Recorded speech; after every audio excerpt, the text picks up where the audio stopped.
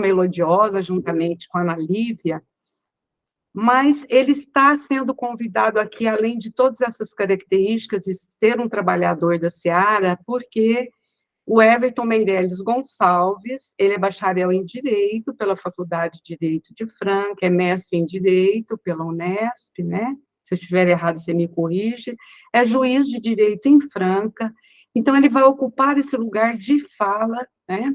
Como juiz de direito, conhecedor de todos esses trâmites legais do processo de adoção, e também, claro, né, colocando aí todo o seu conhecimento espírita, a sua humanidade, o seu foco, o seu olhar nessa tarefa tão importante. Então, Everton, ou doutor Everton, como queiram, seja bem-vindo, a nossa profunda gratidão, e a fala é sua. Obrigado, Marleninha. Bom dia a todos. Muitos aqui eu conheço, tô vendo a Ana Gabriela aqui também, que eu conheço desde menininha, desde pequenininha. A Cárita, a mocinha ainda, né? Vindo lá do Estreito, né, Cárita?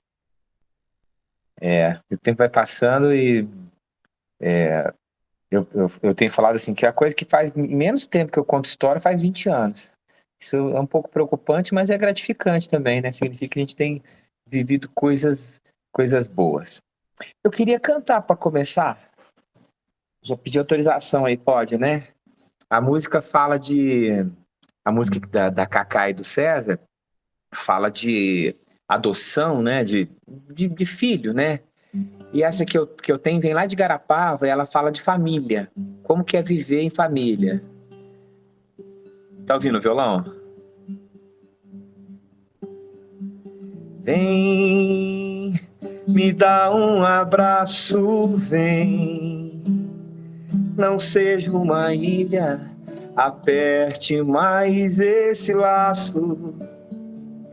Que o melhor é viver em família. A vida a dois é mais fácil quando há o perdão. A vida a dois é mais fácil quando há religião. Essa doce união ligando a alma ao coração através da reencarnação. Essa doce união ligando a alma ao coração através da reencarnação. Em nome do amor, em nome do amor, em nome do amor, eu sei que em nome do amor, em nome do amor, em nome do amor, vem.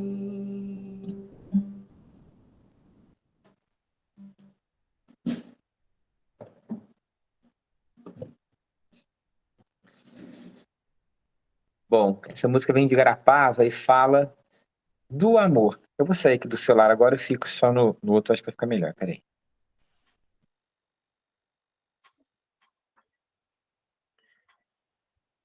Estão me ouvindo normal agora? Tá. Uma vez perguntaram pro Chico, Chico, é possível o sexo antes do casamento? E o Chico falou assim, meu filho, sem amor, nem o sexo, nem o casamento valem a pena. Então, a tônica, né, o desafio da nossa vida é viver com amor onde quer que a gente esteja. É claro que nem todo lugar vai ser tão acolhedor, né? Para que a gente possa exercitar isso. E esse é o nosso grande desafio. Eu consigo compartilhar um arquivo? Consegue. Consigo. Vou colocar aqui.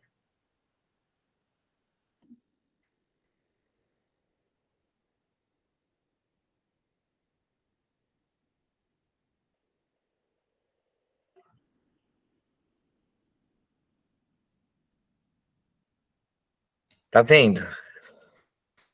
Estamos, deu certo. Tá bom. Aí eu não consigo ver vocês agora, mas eu vou falando do texto aqui, qualquer coisa me chama, viu, Gi? Combinado. Eu vou falar um pouquinho sobre o direito. Eu sou juiz há 20 anos. O direito, ele conforma, ele trata, ele regulamenta as convivências que a sociedade experimenta. Então, há 20 anos, há 25, há 30 anos, quando eu entrei na faculdade de Direito, não se falava nunca em guarda de animal. Não se falava, animal é coisa. Animal é como se fosse um violão, como se fosse uma cadeira. Hoje não é assim. Hoje o animal que é assim é o animal lá do pasto, gado, mas o animal da casa, o animal que a gente tem chamado de pet, né, numa apropriação americana da língua, ele não, ele é passível até de guarda, tem se discutido. Então, o direito ele vai se conformando com as relações para que a gente tenha aquilo que de melhor possa tratar da sociedade naquele tempo, naquele momento. Hoje eu vou tentar entrar pelo celular para poder ver vocês também, tá? Senão fica muito ruim eu não ver ninguém. Espera aí. Aí.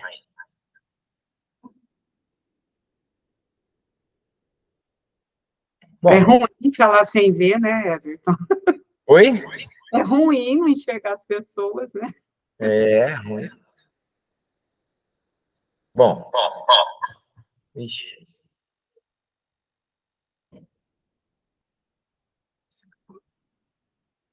Está dando microfonia.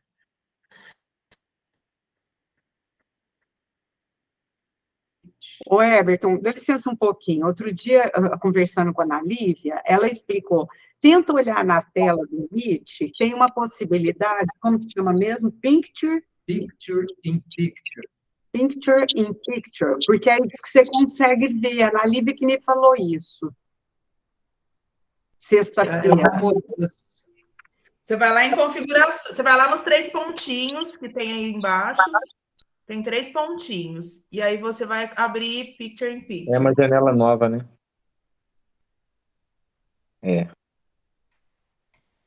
A Ana Lívia é minha professora, ela me explicou também, eu tinha esquecido. Ela me dá aula de inglês. E eu estava insegura em pronunciar a palavra, porque eu não tenho aula de inglês com ela.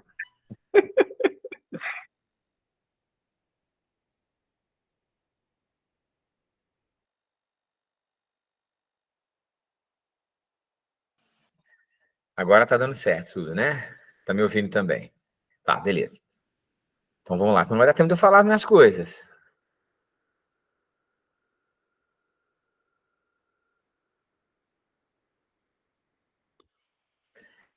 Essa imagem é de um livro chamado A Casa Sonolenta. Um livro de criança, né? E aí a gente vê, é um fubá, né? Tem galinha. A imagem não mudou. Não mudou? Não mudou? Peraí.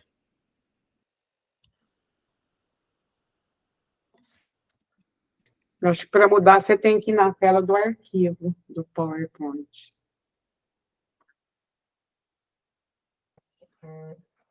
Mudou agora? Eu vou deixar minimizado assim, vai ficar mais fácil. Então, essa imagem aí, ela é de um livro chamado A Casa Sonolenta.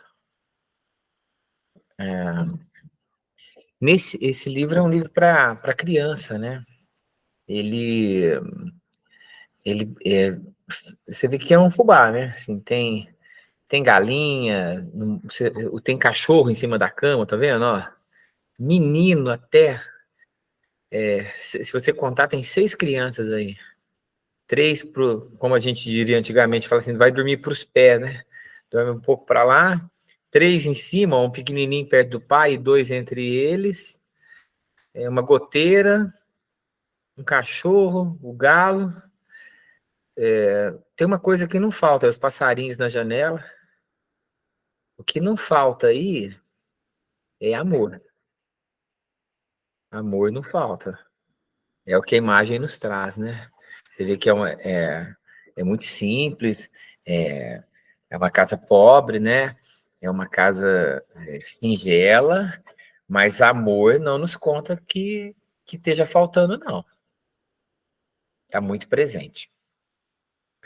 A família, como a gente conhece, ela nem sempre foi assim. Até o século XVIII, que se chamava de família extensa ou pré-moderna, as famílias eram muito grandes e conviviam no mesmo núcleo, na mesma casa, né, no mesmo sítio, fazenda, várias gerações, várias gerações. Então, o avô, às vezes até um bisavô, né, ou bisavó, os filhos, os netos. Então, era uma família mais alongada, mais extensa. Isso até meados do século XVIII, final do século XVIII. Nessa família, ela tem algumas características, ela guarda algumas características que houve reflexo. Pode passar, meu bem. Tá passando aqui. Fala oi para as pessoas, meu bem. Para mim, uma das mulheres mais bem casadas de Franca, essa moça aí.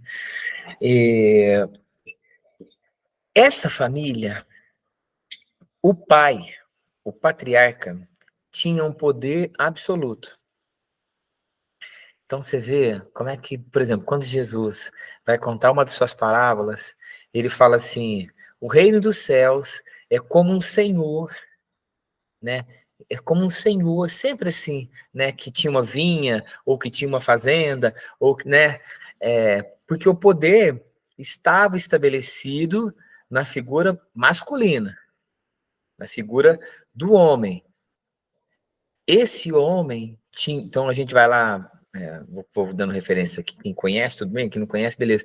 Em Paulo Estevão, a gente vê, desculpa, há 2000 anos, que Públio tinha um poder de vida e morte sobre a esposa. Né? Então o poder, e isso se estende ao longo dos séculos, né? Era um poder quase absoluto. A mulher era uma mera reprodutora, era uma figura assim de poder gerar o filho, né? Porque a educação, o direcionamento ficava a cargo do pai, do marido, né? Do homem.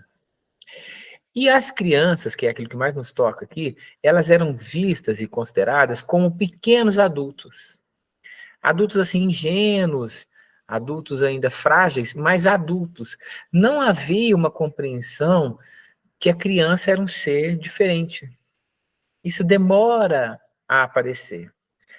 Mais tarde, para os adolescentes, a concepção, a ideia que a gente tem de adolescência, ela é do começo do século passado, tem cerca de 100 anos. Nem essa que a gente tem. Começou-se a se pensar que adolescente não era adulto ainda, quando na década de 20, de 30, de 40, falou, pô, mas peraí, elas são pessoas, né? Mas eles não são como nós ainda. E não são mesmo, porque é tudo diferente. Os idosos, nesse núcleo familiar, eles tinham um respeito muito grande, porque eles guardavam, eles tinham a memória dos valores da família e da historicidade daquela ascendência.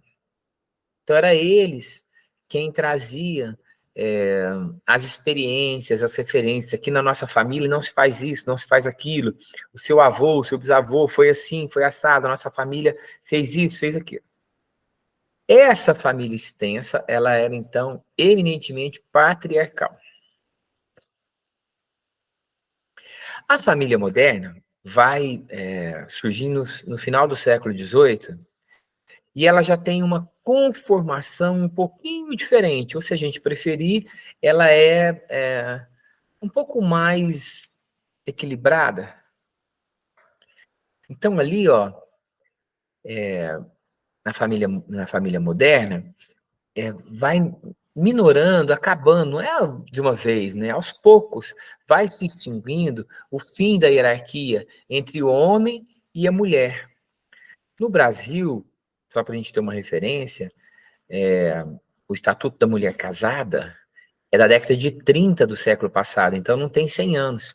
A mulher não podia votar.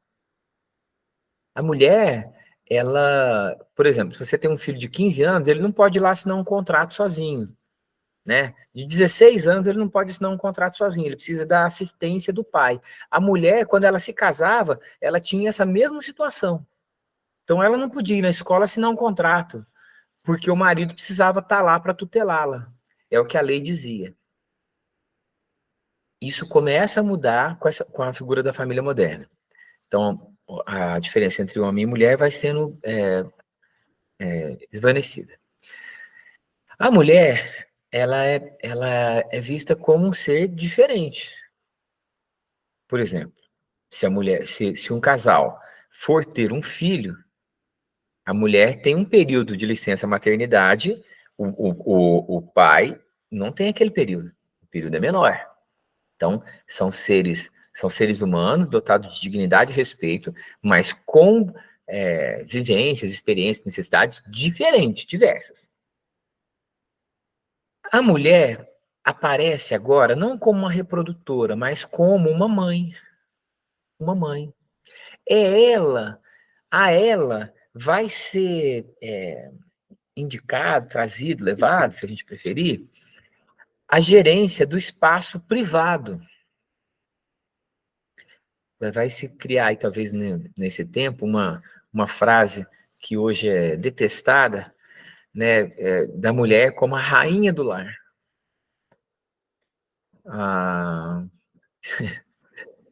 os, os, alguns amigos, tem um amigo assim, é um misto de machismo e humor, não vou falar humor chumbo aí, ele diz assim, na minha casa a mulher tem muito espaço, eu fiz uma cozinha bem grande, e aí ninguém ri mais. Por quê? Porque isso não é aceito mais, né? Isso é um tempo que passou, graças a Deus, né? As pessoas acham que as coisas só pioram. Vai lá no capítulo 3º do Evangelho segundo o Espiritismo, lê lá Santo Agostinho. Ele fala assim, quem pudesse se afastar do globo e ao invés de ter a visão de uma só vida, de uma só, né, olhasse, veria que a evolução é incessante. É incessante. E é assim mesmo. É assim mesmo. Bom, a mulher gera espaço privado, mas o homem continua a gerir o espaço público, o espaço social. Então, nos convites de casamento, diria assim, às vezes até vem ainda, Dr. Everton Meirelles Gonçalves e família, ou esposa, né? Isso tá caindo, né? Se for para mandar para quem manda, já manda para a mulher mesmo, que fica mais justo, né? Mas os idosos começam a assumir uma posição periférica, porque há outros elementos que podem suprir esses valores da família, né? Isso está disponível em outros conteúdos. E então nós temos uma família que a gente fala assim, nossa, eu sou moderno. Quem fala eu sou moderno já é velho, porque o modernismo, a modernidade já passou faz tempo já, né? Nós estamos na idade contemporânea, se não tiver além. E depois nós começamos a experimentar. Peraí, que o trem está mudando. Espera aí.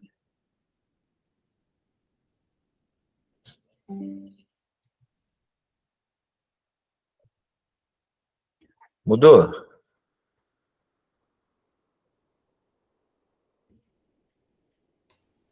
A família Tá, apareceu a imagem para vocês, né? Da família Parece. contemporânea. Essa família contemporânea, que alguns vão chamar de família Doriana, porque é uma família perfeita, é uma família que todo mundo é bonito, todo mundo está com o dente escovado, todo mundo... Quer dizer, é uma família que não existe. É uma família que não existe. Eu tenho 3 filhos. 3 filhos. Meu filho mais velho é o Rafael. Eu tenho 1,75 m, o Rafael tem 1,90 m. Eu tenho a Clara de 19 e a Carol de 15. Então, às vezes, quem olha, vê lá de fora, fala, nossa, que família bonita, que família linda, né, e tal. E tem uma visão de que a gente não passa pelos problemas que são impossíveis de serem evitados. Porque cada um é um ser humano, cada um tem... O Caetano Veloso vai dizer numa música assim, cada um sabe a dor e a delícia de ser o que é. Os pais veem muitas dores, e quem está de fora, às vezes, vê só as delícias, né? Então, essa família, a família Doriana, que é a família do comercial, ela não existe. Ela não existe. Mas é algo que chega até nós, como sendo o parâmetro, a referência, a meta a ser alcançada. Então, a psicologia, né, vai nos trazer elementos a respeito disso, que tem nos levado a depressões, a suicídios, a uma vivência que não é saudável, porque é incompatível, vou dar um exemplo rapidinho aqui, é incompatível eu estar andando no shopping e ver uma loja de doces, de uma comida de fast food, e as imagens que me mostram é tudo do pessoal, tudo magrinho, com a barriga assim, certinha, não casa uma coisa com outra. Se eu fosse mineiro, como eu sou aqui de Franca, eu ia falar assim, que não orna uma coisa com outra, ou é uma coisa ou outra, né? Então, um psicoterapeuta que eu gosto muito, ele vai falar assim, o espartilho da modernidade é algo que não cabe, que não é impossível de ser colocado. Bom, beleza. Nessa família,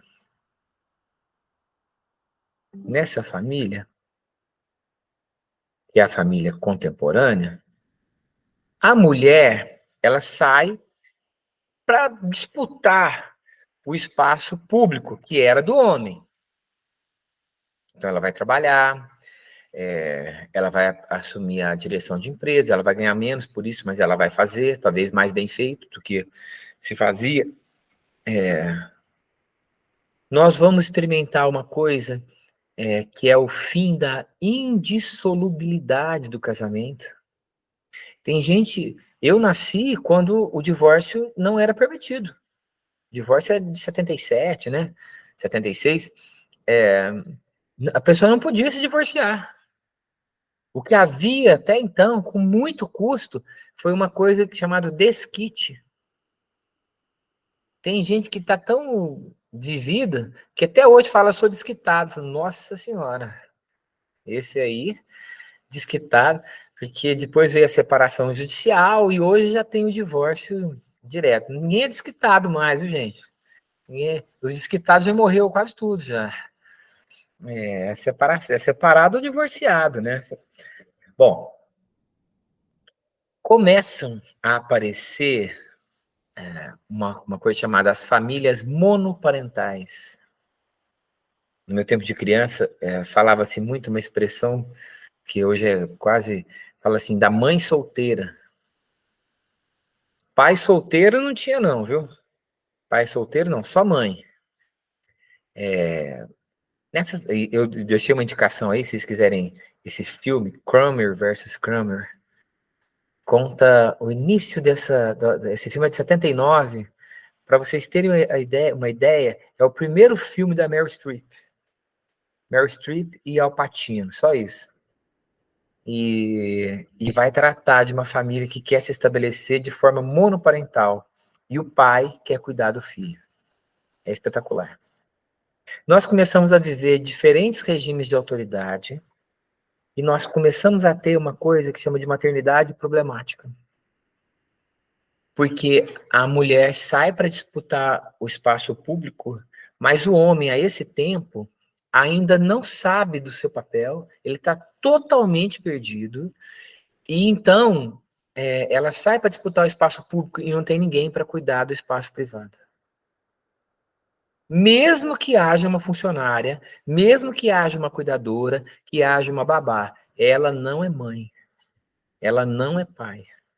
E nós temos uma dificuldade grande com isso. A consequência disso é aquilo que se passou a chamar de tirania infantil. A família viaja para onde o filho quiser, a família almoça onde o filho mandar, a família senta na mesa que o filho escolher, a família come o que o filho pedir. No outro regime, estava exagerado. Aqui também parece que há um desequilíbrio, porque o pêndulo volta e volta muito. E desde os socráticos, somente Aristóteles vai dizer: a virtude está no meio, está no equilíbrio. Bom, essa família é essa família que a gente está... nós não fugimos muito disso, mas eu vou falar uma coisa assim, que é uma impressão que eu tenho. Eu tenho achado que os homens encontraram um pouco melhor o seu espaço. Entre meus amigos e tal, eu vejo assim que muitas vezes a gente sai, vou jantar na casa de alguém, o marido faz a comida, às vezes um prato delicioso, às vezes já sabe fazer aquilo, mas faz muito bem, depois a gente se reúne, vai lavar a louça, vai arrumar e tal, e estão mais sensíveis aos filhos, né? Eu tenho visto na minha experiência prática que tem tido uma evolução aí, nesse ponto. Alguém quer falar alguma coisa, me interromper, perguntar, criticar? Carita? O Everton, aqui em casa tem um marido não cozinha, viu? Tô precisando pedir para ele fazer um estágio aí com vocês. não vou falar que eu cozinho também, mas ele não cozinha. Mas eu queria comentar sobre essa questão das famílias, né? O histórico, a gente vê muito mais nas classes sociais um pouco mais altas essa mudança. Nas famílias mais simples, esse processo está indo um pouco mais lento, né? Eu trabalho numa escola onde a gente atende uma população que tem uma condição financeira bem desfavorável, e esse processo de mudança ele é um pouco mais lento. Então, inclusive, dentro da nossa escola, a gente tenta fazer esse processo de trazer os homens para a família, né? Para a rotina da casa, ao invés de sentar e pedir uma cerveja, assim. Eu acho que, até você falou da cerveja, né? É uma coisa que as mulheres têm bebido muito também, né? Todo processo, aos nossos olhos, ele pode parecer lento. Mas eu aprendi com o pessoal lá do Ser que qualquer plano do Cristo, plano mais elementar do Cristo, ele tem pelo menos 8 séculos. Pelo menos 800 anos. Então, a gente, às vezes, assim, numa vivência, a gente quer ver uma alteração que ela não se concretiza de uma hora para outra. Porque até em nós mesmos é difícil a gente estabelecer aquela mudança, imagina para um grupo muito grande. Mas eu vejo uma alteração. Vou te dar só um dado a respeito disso, que eu não sei que hora você quer falar, mas vamos lá. Em todas as audiências, eu sou juiz criminal em Franca. Eu sou juiz da 2ª Vara Criminal. Metade da minha pauta é violência doméstica. É Maria da Penha. Por que não acontecem os outros crimes? Não, eles acontecem, mas para os outros crimes, tem acordo para não processar, tem transação penal, tem suspensão do processo. Para o Maria da Penha, não tem. Então, eu tenho que... isso vira processo efetivamente. Em todos os meus processos que tem Maria da Penha, em todos, eu falo para a mulher, para a vítima. Falo, olha, a senhora... Geralmente são pessoas novas, né, de 30 para trás. Eu falo, olha, a senhora é uma moça, né? Às vezes ela está querendo voltar com aquele rapaz, às vezes não, muitas vezes sim.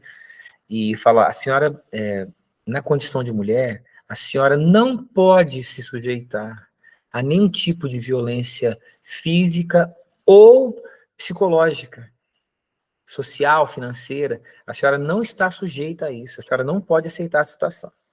E quando eu falo com o réu, às vezes está preso, porque ele descumpriu.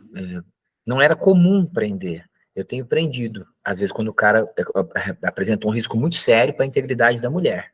Às vezes, podendo levar até a morte. Eu falo, olha, o senhor é um moço novo, às vezes é um moço bonito. O senhor certamente vai se relacionar novamente com essa mulher ou com outra.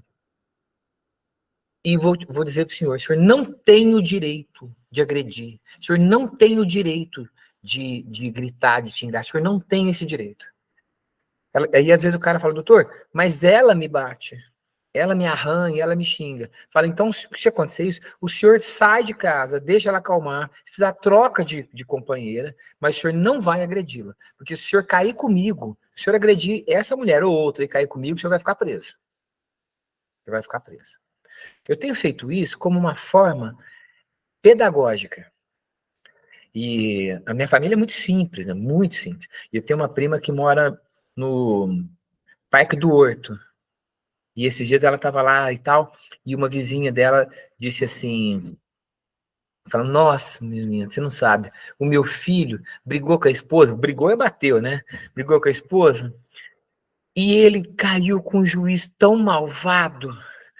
Aí ela falou assim, nossa, quem que é esse juiz? Aí ela falou assim, é um tal de Dr. Everton. Aí a minha prima ficou quieta, né?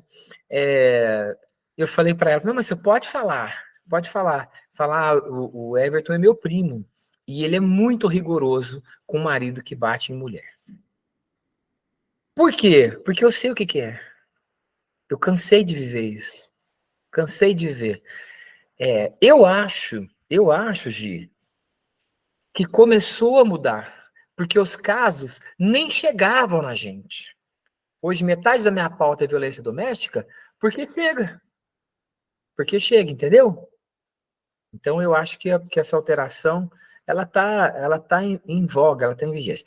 Eu gosto muito a respeito dessa família que quer curtir muito e tal, de um poema alemão que fala assim, A Casa do Coração. O coração tem 2 quartos, moram ali sem se ver, num há dor, no outro prazer. Quando o prazer no seu quarto acorda cheio de ardor, no seu adormece a dor. Cuidado, prazer, cautela. Canta e ri mais devagar. Não vá a dor acordar. Então, quando a gente quer tudo experimentar de uma forma desenfreada, sem observar os nossos deveres, aquilo que nos compete, então o gozo pelo gozo, o prazer pelo prazer, sem observância dos deveres que nos são inerentes, a dor chega. É isso que eu tiro dessa lição. Bom, deixa eu parar um pouquinho aqui o compartilhamento para dizer o seguinte. Tem muitos elementos que a gente pode ver a respeito da adoção aos olhos da justiça. Eu tenho os dados aqui. Alguém já passou para vocês os dados da adoção em Franca? Foi falado aqui já? A Maria falou sobre os dados nacionais, né? Ah, ela mostrou, né? Nos dados nacionais. Ah, tá. Eu tinha eles aqui também. Então, será que eu posso passar os dados da adoção em Franca, para a gente ter uma referência? Claro, pode sim. Tá bom. Só lembrar que eu gosto muito de poesia, muito, muito. E tem um poema muito famoso, que todo mundo vai conhecer, que chama Meus 8 anos, né? Então ele diz assim: ó, que saudades que eu tenho da aurora da minha vida, da minha infância querida, que os anos não trazem mais. Que amor, que sonho, que flores naquelas tardes fagueiras, à sombra das bananeiras, debaixo dos laranjais. Como são belos os dias no despontar da existência. Respira a alma inocência como perfumes à flor. O mar é lago sereno, o céu um manto azulado, a vida o mundo um sonho dourado, a vida um hino de amor. Que aurora, que sol, que vida, que noite de melodia, naquela doce alegria, naquele ingênuo folgar. O céu bordado de estrelas, a terra de aroma cheia, as ondas beijando a areia e a lua beijando o mar. Ó dias da minha infância, ó céu de primavera, que doce a vida não era nessa risonha manhã. Em vez de mágoas de agora, eu tinha naquelas delícias, de minha mãe as carícias e beijos de minha irmã. Então, o Bilac, ele fala assim de uma vivência romantizada até dessa infância. A nossa infância real, ela tem um pouco mais de... Ela não é tão doce assim.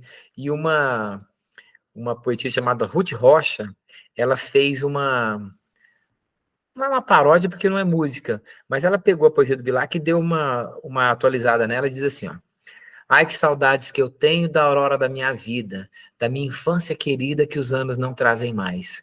Me sentia rejeitada, tão feia, desajeitada, tão frágil, tola, impotente, apesar dos laranjais. Ai, que saudade que eu tenho da aurora da minha vida. Não gostava da comida, mas tinha que comer mais. Espinafre, beterraba, e era fígado, e era fava, e tudo que eu não gostava, em porções industriais. Como são tristes os dias da criança escravizada. Todos mandam na coitada, ela não manda em ninguém. O pai manda, a mãe desmanda. O irmão mais velho comanda. Todos entram na ciranda e ela sempre diz amém. Naqueles tempos ditosos, não podia abrir a boca, e a professora era louca, só queria era gritar: senta direito, menina, ou se não tem sabatina, que letra mais horrorosa, e pare de conversar. Que aurora, que sol, que nada. Vai já guardar os brinquedos. Menina, não chupe os dedos, não pode brincar na lama. Vai já botar o agasalho, vai já fazer a lição. Criança não tem razão. É tarde, vai já pra cama. Vê se penteia o cabelo, menina se mostradeira, menina novidadeira, está se rindo demais. Que amor, que sonho, que flores, naquelas tardes fagueiras, à sombra das bananeiras, debaixo dos laranjais. Então não era tão fácil assim, né? Eu gosto dessa expressão, menina novidadeira. A minha avó usava essa expressão, menina novidadeira. Toda hora estava com uma novidade. Essa vivência familiar, tormentosa, difícil, ela é real para todos os filhos. Para todos os filhos. Biológicos ou adotivos. Eu me lembro de um dos primeiros casos de adoção que eu fiz, eu era moço ainda, né? Faz 20 anos, para falar em tempo, e era uma menina que tinha sido abandonada dentro de um quarto de hotel. Então ela ficou um dia, mais ou menos, sozinha, e depois de tanto chorar, de tanto berrar, eles tiveram a ideia de abrir a porta, né? E a mãe tinha saído, deixado a bebezinha, sei lá, 15 dias, mais ou menos isso, e foi embora. Era uma menina negra, assim, bem negra, bonita, e uma família aqui de Franca estava habilitada. Na época era diferente, não era por cidade, como era um sistema diferente, e essa família ficou com essa bebezinha. E de vez em quando eu encontro esse casal, que são espíritas até, e eu falo, e a menina é uma moça linda, né? Eu falo, e aí, 20 anos, né? Eu falo, como é que tá? Aí a mãe fala assim, é igual, é normal, é a mesma coisa. Dá os trabalhos que dá. Então, assim, essa vivência, essas dificuldades, elas são do ser humano, né? Elas acontecem independentemente da origem do filho. Aqui em Franca, deixa eu pegar aqui para mostrar para vocês.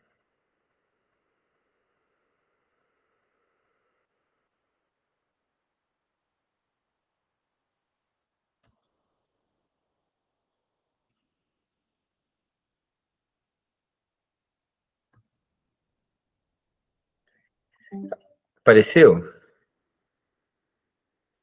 Não estou vendo. Você tem que me falar. Apareceu sim. Tá. Esses dados são do ano passado, mas estão muito atuais ainda.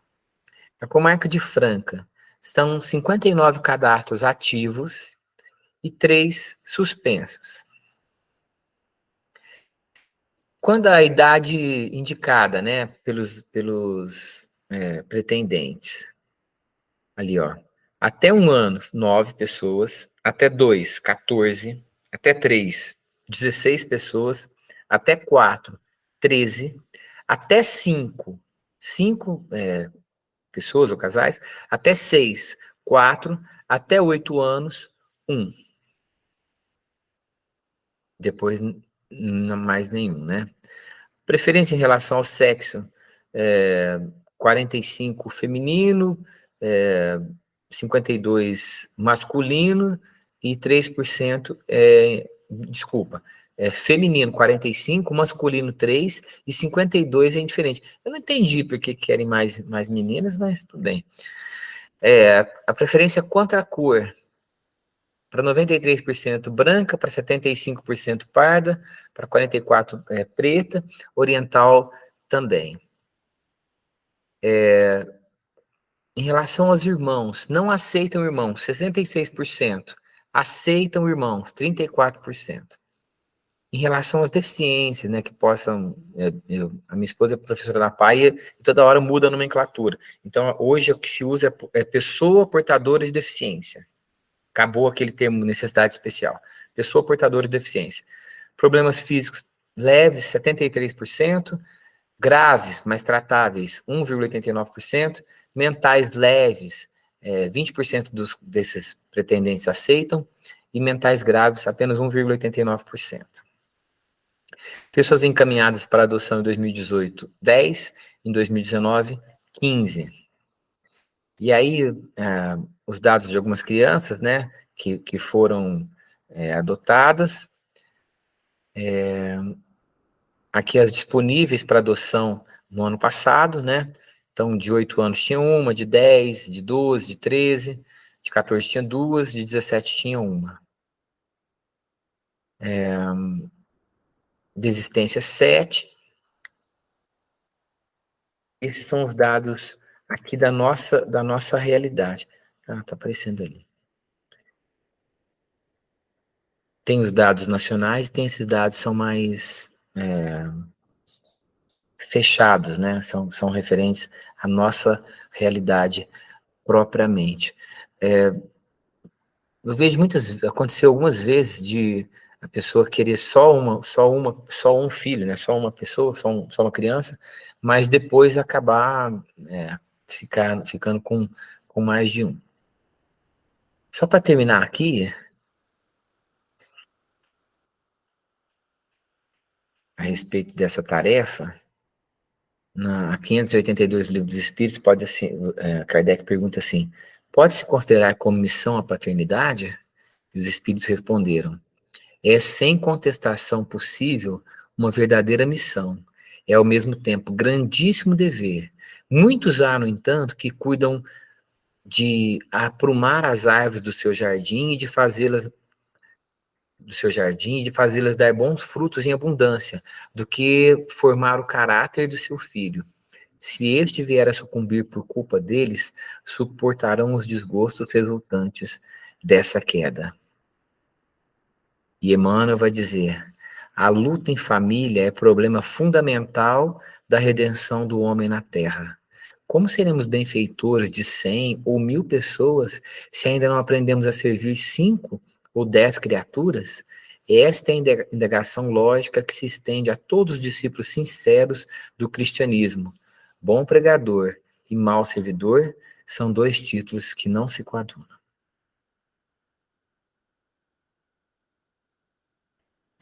A fala de Emmanuel é tão incisiva, né? E é difícil até da gente comentar.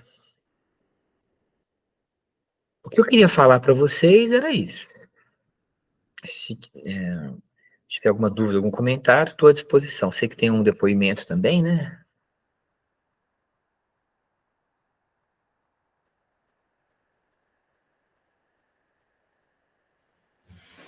Se alguém tiver alguma questão, se alguém tiver algum comentário para fazer, né? Pode se manifestar agora, levantar a mão, abrir o áudio. Então, Everton, eu queria que você falasse um pouquinho, assim, rapidinho, sobre as novas formações das famílias, né? Porque, às vezes, as pessoas que estão no processo de adoção, eles acreditam que para realizar a adoção é necessário ser sempre um homem e uma mulher, né? E assim, tem outras possibilidades juridicamente, né?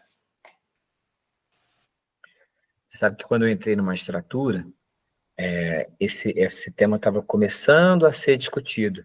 Então, uma das perguntas no meu teste psicológico foi se eu aceitaria que um casal homossexual pudesse adotar uma criança.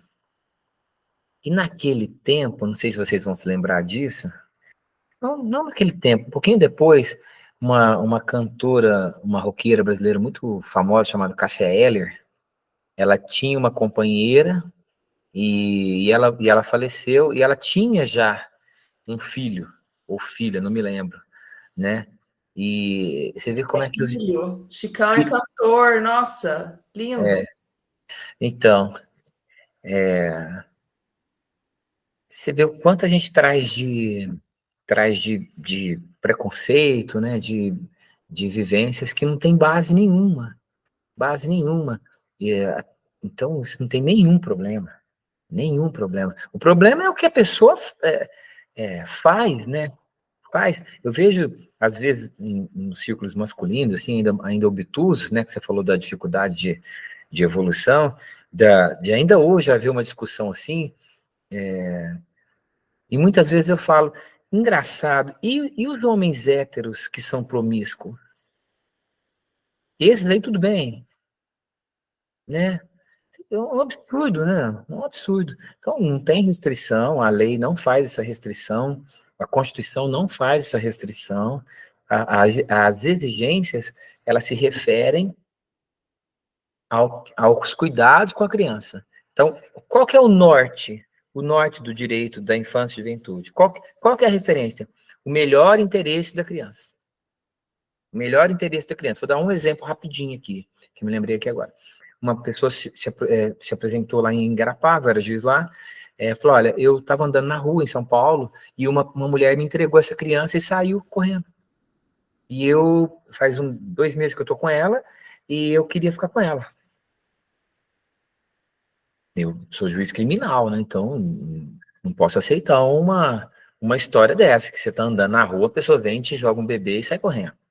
As coisas não são assim, de ordinário. E aí, comecei a investigar, ela já tinha entrado com um pedido de adoção em uma comarca de Minas. Hoje é fácil saber, naquele tempo não era fácil. E eu fui instruir, fui olhar e tal, e vi que era mentira, que ela estava fazendo uma adoção assim, né, ilegal, e tirei a criança dela. A criança foi abrigada, a criança tinha 2 meses, 2 meses e meio. E ela recorreu da minha sentença. A criança foi para casa de abrigo, né, que a gente tinha em Igarapá. E eu vou fazer uma inconfidência aqui, que eu não poderia fazer. O tribunal, quando foi julgar, uma desembargadora espetacular, ela me ligou para o juiz do caso, que era eu, falou, olha, Everton, eu estou vendo aqui sua sentença, e só para confirmar uma outra informação, eu vou manter a sua sentença. E vocês não acreditam que ela me ligou assim, tipo, numa quinta. Só que na quarta-feira eu tinha ido no abrigo fazer a visita, que eu tinha que fazer uma visita mensal. E eu tinha falado com a responsável, que era a Isabel, que era uma menina que te formou comigo e tal. Ela falou, doutor, ela vem aqui, a mãe, ela vem aqui todos os dias. Todos os dias. Fica, brinca com a criança, olha. Eu falei a criança reconhece nela a mãe. A criança a tem como mãe. E aí a promotoria ficou brava comigo e tal, porque eu falei assim, eu preciso proteger a criança. Então, quando a desembargadora me ligou, eu falei, doutora, eu vou falar para a senhora que a sentença é minha e a senhora que vai julgar, mas eu vou falar para a senhora que se eu fosse julgar hoje, eu não julgava do mesmo jeito, porque a criança a tem como filha, como mãe.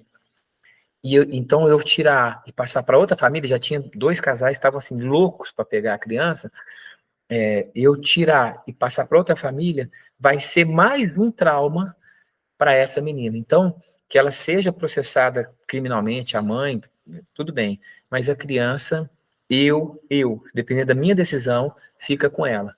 E ficou.